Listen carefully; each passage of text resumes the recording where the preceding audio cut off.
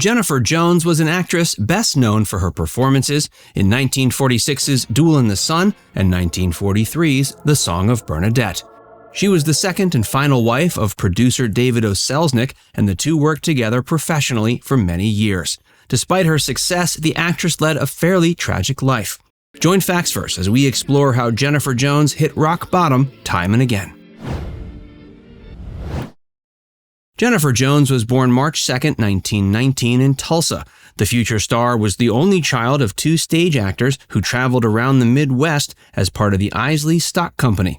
During her early years, she accompanied her parents on stage when there was a role that called for someone her size.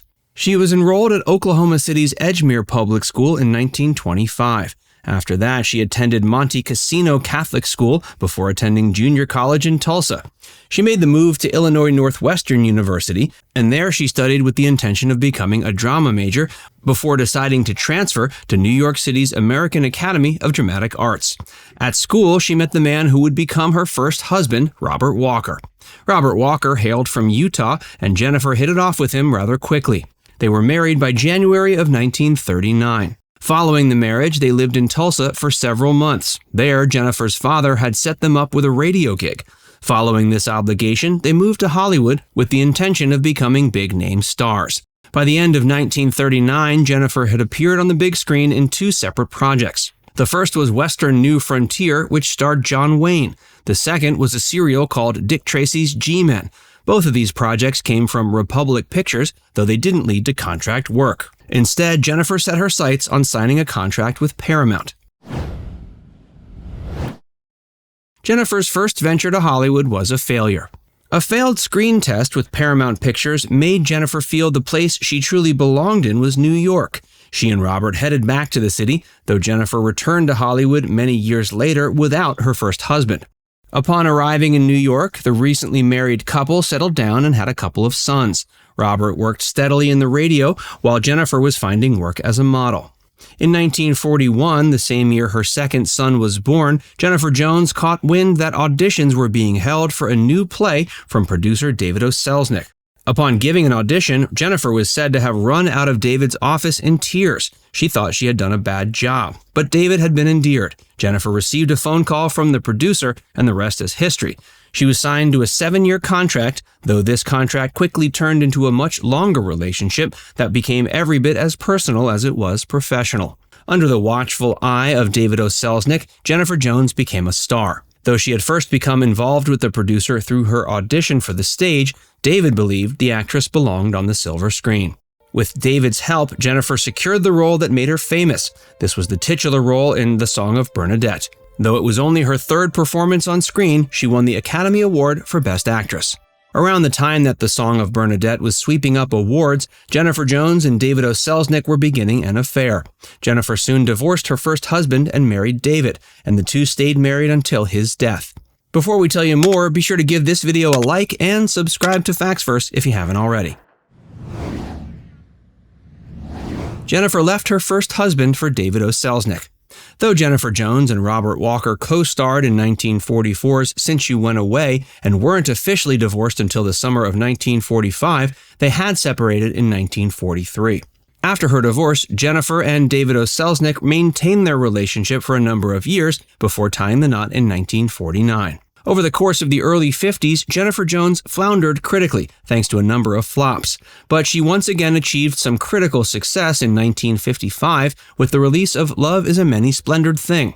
The film netted her a nomination at the Academy Awards, her 5th overall.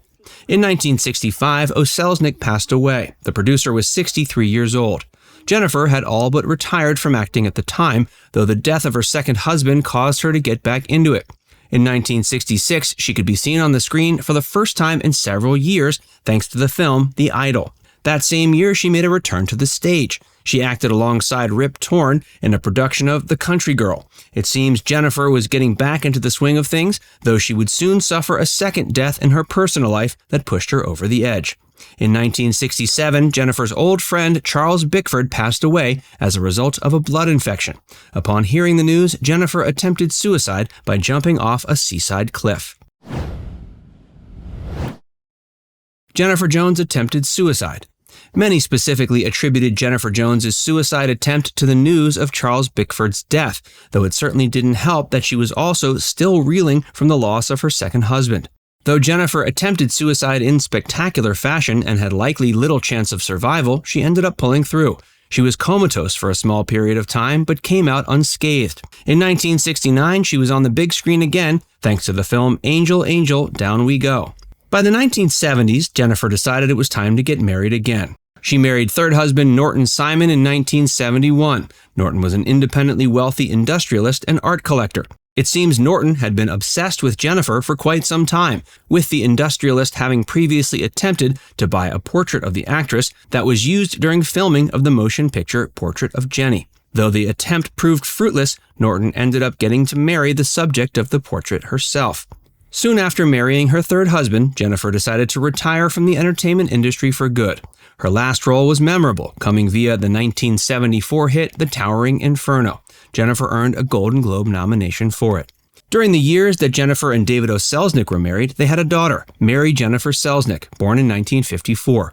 In May of '76, Mary followed in the footsteps of her mother a decade prior by attempting suicide. But Mary's attempt wasn't unsuccessful. She jumped out the window of her apartment and sadly didn't make it. Jennifer never recovered from her daughter's death. After the suicide of her daughter, Jennifer Jones became very interested in mental health issues. Her third husband was also interested in mental health issues for similar reasons, as his own child had committed suicide in 1969. Together, Jennifer and Simon founded the Jennifer Jones Simon Foundation for Mental Health and Education. Jennifer ran it until 2003, and it was created with the goal of putting an end to mental health stigma. Norton Simon passed away in 1993, and Jennifer didn't remarry before her own death in 2009. Upon her husband's death, Jennifer became the owner of the Norton Simon Museum, an art museum located in Pasadena. In the years leading up to her death, she spent a lot of time working there and spent a lot of time working with her mental health foundation. In 2007, she had to suffer through the death of a child a second time. Her eldest son passed away from cardiac arrest. In the years leading to her death, Jennifer was rarely seen publicly. She was 90 when she died, and her cause of death was said to have been natural causes. Now it's time to hear from you. Which part of the story was most surprising to hear about? Let us know in the comments section below. And before you go, make sure you give this video a like and subscribe to FactsVerse if you haven't already. Click the bell icon to stay updated on all our latest content.